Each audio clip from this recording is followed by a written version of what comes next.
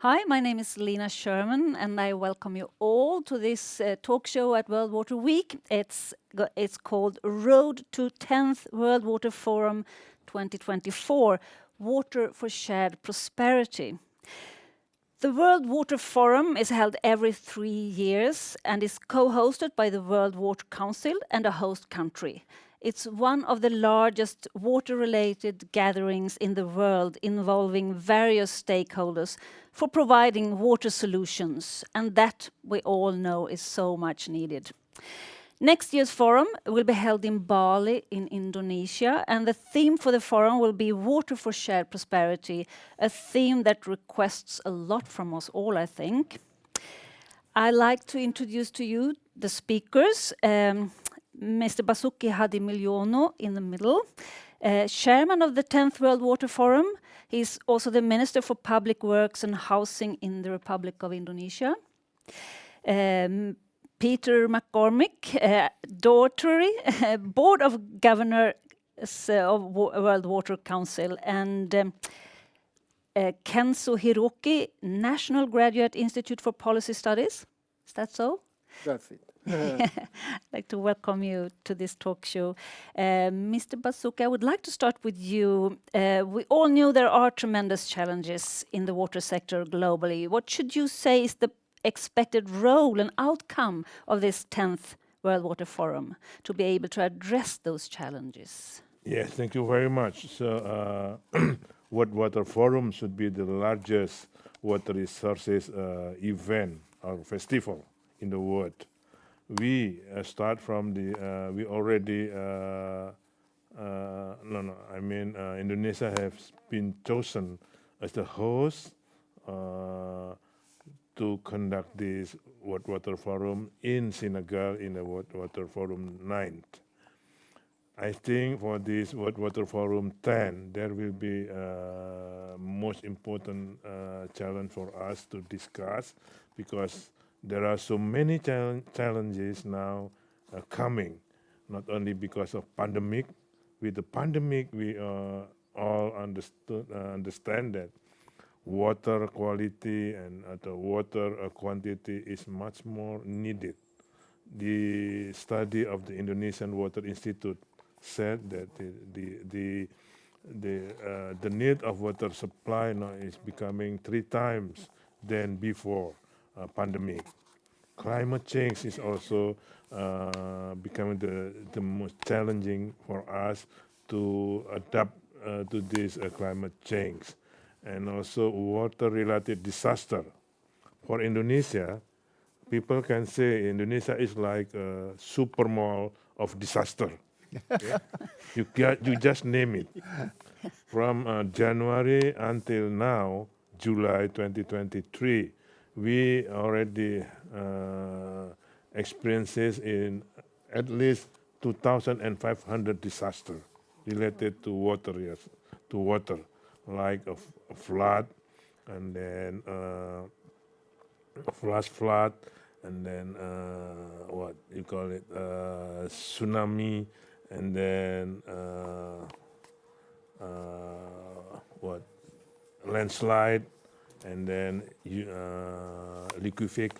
liquefaction. So there are so many water-related disaster in Indonesia. Now, because of the El Nino effect, we are facing for the drought. That's why we need also water supply. Fortunately, we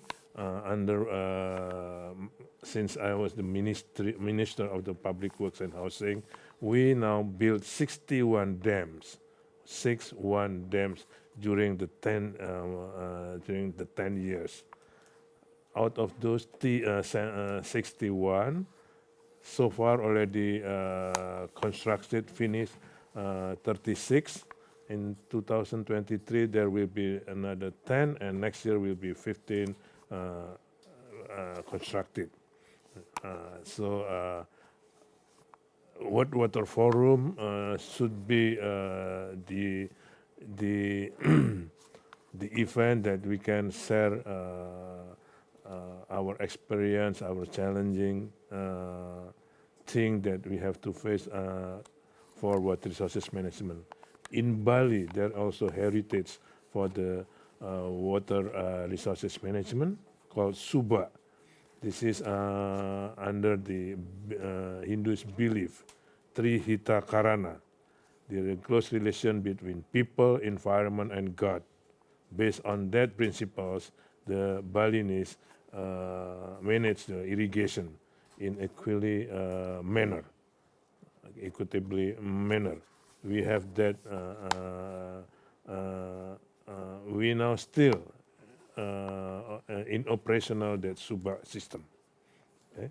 So I really thank you very much for this World Water Week in Stockholm to have this opportunity for World Water Forum distribution of information. I am with Dr. Peter McCormick, the Board of Director, Governor for World Water Council. Maybe you can. Yeah. This was going to be about the road towards the forum. So, what are the road? What is the road? The processes included to get there. Sure. Maybe just, my name is Peter McCormick. I'm with the Doherty Water for Food Global Institute at the University of Nebraska. And as you said, Lena, I serve on the World Water Council Board of Governors. So the road to the forum really goes back, this is now the 10th forum coming up, so it goes back 9 other forums. But in Senegal, as the minister said, was the voting of Indonesia to host the next forum, and Indonesia has been preparing for that forum. And in doing that, we have then also in the Board of Governors with our Indonesian colleagues on the International Steering Committee really been working on preparing for the forum. And much of the work, of course, falls on our Indonesian colleagues preparing in Jakarta. We had a meeting, a stakeholder meeting in Jakarta in February that was very successful and brought a lot of the international stakeholders together. There's been a lot of preparations in Indonesia themselves. If you actually go on Instagram and follow the forum, you will find you get all kinds of details from Instagram for the forum and what is happening in Indonesia, mobilizing the youth, mobilizing the communities. It's very, very exciting. We've also been participating with the organizers in various events leading up to now through the UN water meetings in March, the Stockholm Water Week now, and then preparing for next 2 weeks from now is in Beijing at the International Water Resources Association, and the Board of Governors meeting for the World Water Council, and so forth.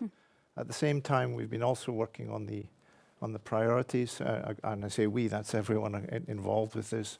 The World Water Council main, not purpose, but one of the main things it does is really select where this forum is going to be and how to organize. So preparations is working again with the team in Indonesia on the political process, regional process, and a thematic process. And so each region works on this 5 regions.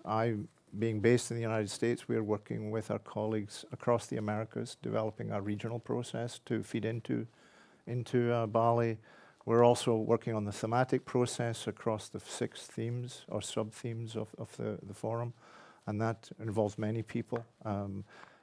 In October, we will come together again in Bali to organize the second stakeholder meeting, and as I understand out of that, we will get our framework of our program finalized. A lot of work has already been done. And then on the regional process, it's also getting representation from local communities, from provinces and states, and others, in addition to the political leaders that will be there as part of the political process. I'm really confident that, that from the multilateral organization, international organization, already have a commitment to support this from the UNESCO, UNEP, UNESC, and also AMCO from the African Minister of Water Resources Association, and also ADB, World Bank, Latin America Bank is also would like already have this commitment to support this. So they really make me confident and happy to host this World Water Forum. It's a lot of people working together. But Peter, would you say there is any special challenge that you faced this forum? I think the last forum was especially challenging. It was the first time in sub-Saharan Africa, and then with COVID on top of that, it made it very challenging for the hosts and for people to coordinate. And despite that, it was very successful. I think this one has challenges as well. I think one of the things we've all learned to do is to much better communicate over great distances via Zoom, so we can have lots of coordination meetings and connections. I think it is bringing all the pieces together that is challenging. It's a few people in Indonesia working on this that it's a quite a heavy lift. But already the one stakeholder meeting in Jakarta was very impressive, and I think there are challenges, but I think the right people are working on it. But I mean, This will be the first World Water Forum conducted in Southeast Asia. And it will we will expect that at least 50,000 people will come to this forum. But with our experience in conducting annual meeting of World Bank and IMF, G20, and other international event, I hope I will be ready to conduct this World Water Forum. Mr. Kenso, in what way have you been involved in this? Yeah, actually, I was the organizer of the Third World Water Forum in Kyoto in 2003. So I'm one of the alumni organizers of the forum. And in that sense, I was asked to be advisor to Minister Basuki in organizing the 10th World Water Forum. And as you know well, this World Water Forum is evolving process. From the Third World Water Forum until 10th World Water Forum, there's a political improvement and progress. There's the stakeholders improvement. For example, there was the ministerial conference in the World Water Forum at the first time in the Second World Water Forum. There's 9 in the first. Then after that, there are, head of the states conferences, and then the parliamentarians, and also legislators, and then the judges and the prosecutors. So every time, with a good idea of the World Water Council and the host government, they have been collaborating very closely and coming up with the new processes. That is the beauty of the World Water Forum process. And then now, what's going to happen in the 10th World Water Forum? Now, the President Jokowi of Indonesia is very keen to heighten this World Water Forum to the top level by inviting head of states and governments. So he has already started selling the World Water Forum to the world. That is great. And also Minister Basuki is traveling around us here. As this has not been seen in the previous forums. So this shows how serious the Indonesian government to make this World Water Forum a different one and with a successful one. And the thing is that the last year there was the G20 summit meeting in Bali, and then Minister Basuki and then President Jokowi talked and create the messages of water to the G20 president and prime ministers already, meaning that they have the conviction that water is politics, as Mr. Loic Pochon has already said. So this is a political forum. And the second thing very important is this is just after UN Water Conference in March. And then this is a very important process to follow up the UN Water Conference. UN Water Conference 2023 was a great success. Nobody doubt about it. But you cannot finish everything by just 3 days. Meaning that, since the UN conference is for the member states, there's a lot of intense discussion by the member states and over 800 commitments. But there are still a lot of voices yearning by the stakeholders to more actively participating in the global process. The World Water Forum is a venue, exactly the venue to invite all the stakeholders youth, gender, indigenous people to talk freely and make a commitment. In addition to the 800 commitments made by the UN conference. So there are many things to happen in the World Water Forum, and Ms. Sabatsky is taking the lead on that, together with the World Water Council. Yep. It has a challenging topic, I think, the water for shared prosperity. How important is it that you succeed on this? Well, I think it's important to succeed on this. I think that I find the title itself is, yes, it's ambitious, and it's certainly what we need to be trying to do is how do we use water equitably to actually meet the needs of humankind and nature. So I think it's the shared prosperity is a noble challenge. Yeah, will you succeed? It will certainly make progress towards it, but it's yes, how we translate a lot of our good ideas into actions is I the think challenge. Water is not just the human right, but water is also the engine of the economical growth in its nation. So we have to set each other. Transboundary, for example, problem. We have to share the water, not owned by one nation, but also for all in the transboundary. Okay? So Yes. with that understanding, we select that water for shared prosperity for this 10 World Water Forum. Yeah, this message is particularly important just after the COVID-19, the mood of the people. So we tend to focus on the surviving and reviving. But let's look to the future.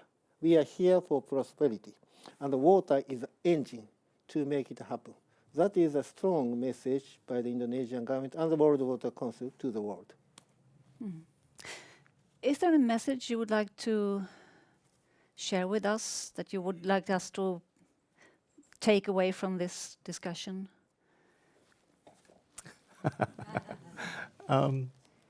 Well, I leave it to the minister to invite you all to Bali, but I do Yes, think please. I have a very personal connection to Indonesia. I think this is actually, for me, this is where I started. He's my classmate. We know each other. We have known each other for quite a long time. But for me, an expression I don't particularly like, the living laboratory, but the setting for water and for shared prosperity. I think Indonesia is a fascinating example.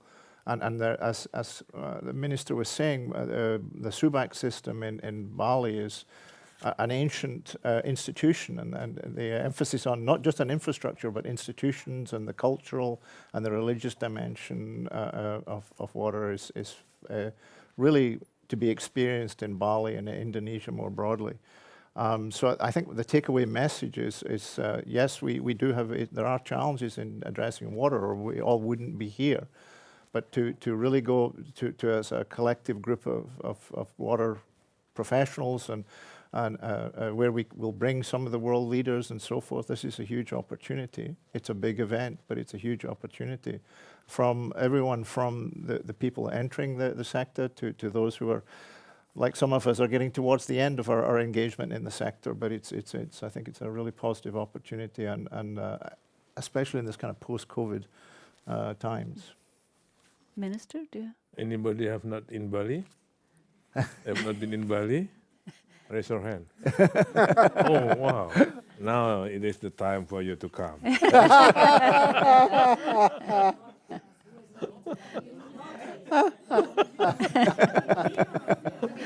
Okay.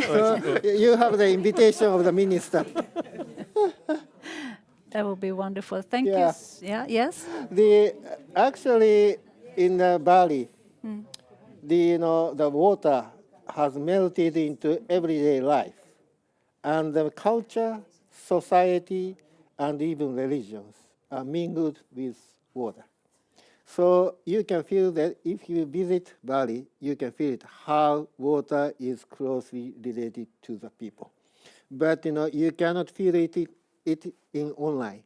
You have to come and enjoy. Well, thank you very much for coming here and sharing your experience and your vision for this 10th World Water Forum. We give a big applause, I think, to the... Thank you very much. Thank you, Lena. Thank you. Thank you.